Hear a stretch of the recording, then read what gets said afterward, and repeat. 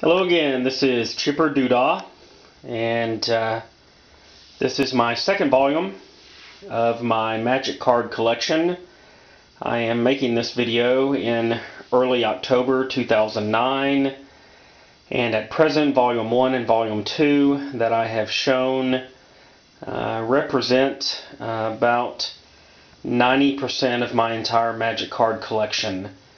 Volume 3 will pretty much wrap up a few loose ends, but this is the second volume, and it's going to be a little shorter than Volume 1. Volume 1 got a little bit lengthy, but I made that video approximately 2 weeks ago. So I'm going to jump right into it, starting from the top left here. This is an effect that I purchased back in the early 90s. I haven't performed it in a very long time. It was a fair effect. It's called Card Encounter, sometimes called Kanko's Card Encounter. I believe put out by a guy named Michael Kanko.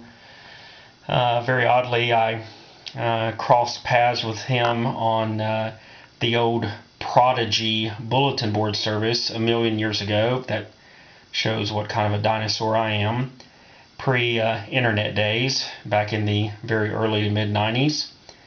And I believe, if I remember right, it's a deck that kind of uses kind of a rough and smooth principle and some number of duplicate cards, and that's about all I can remember right now, to tell you the truth. It was an okay effect, not terribly amazing, but it was alright. Next is a deck of Texas Hold'em poker cards. This was out of one of those poker sets, and someone had them and just didn't want them anymore, and I picked those up a couple of years ago. I don't think the deck is the cards themselves are really all that special, but I just got them to have in my collection. This is an interesting little item here. It's a double deck box, gold crown playing cards. Really, actually, cards are not that valuable.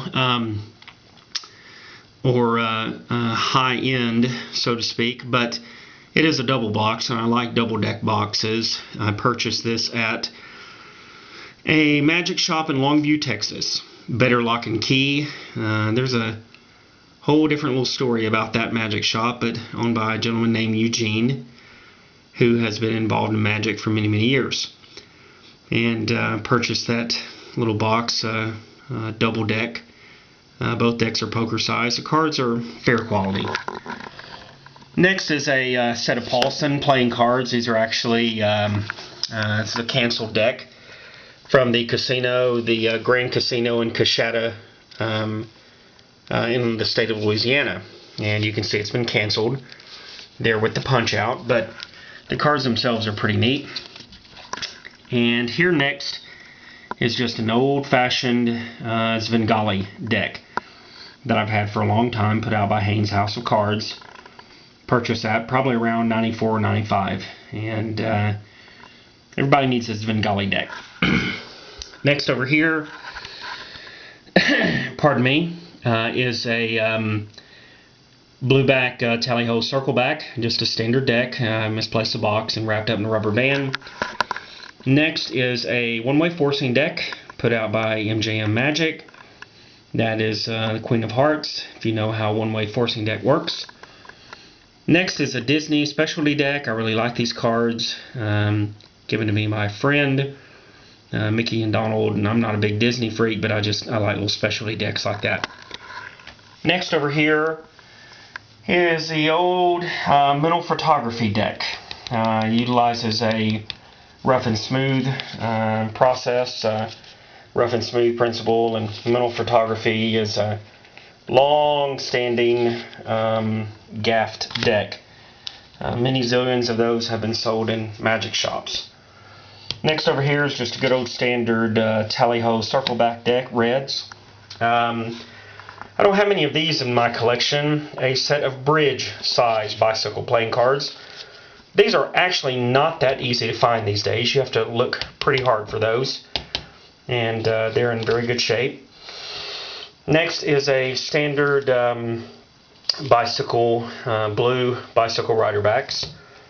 And now this is something interesting for magicians. I may dive into these later, but look very carefully at these two decks.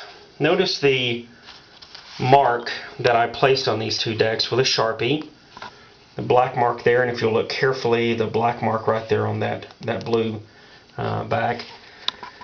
These are my scrub decks, and I keep these. These have all kinds of random cards that I've marked up and written up and chopped up, and some are blank faced and have weird things on the front, and I may dive into that concept later. But old cards that I mess with or mess around with or mess with ideas or ideas for tricks, I like to keep scrub decks like that. Maybe, you know, this deck may have a couple of 3 of hearts from different decks or whatever that I just like to keep around for just in case. I'm probably going to do a video and talk about scrub decks at a later time. This, for posterity's sake, unfortunately I do not recall the name of this effect. I bought it, if memory serves correctly, at a magic shop in Fort Worth, Texas many years ago.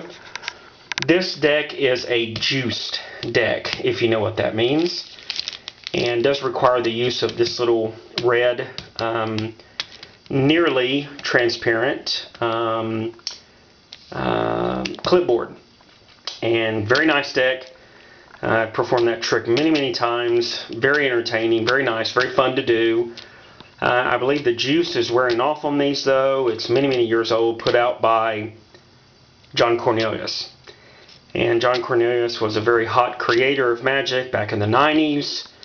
Unfortunately, Mr. Cornelius has kind of disappeared from the mainstream of magic, at least so much so on the internet. But that is pretty much, again, Volume 1 and Volume 2 represent about 90% of my card collection, my magic card collection.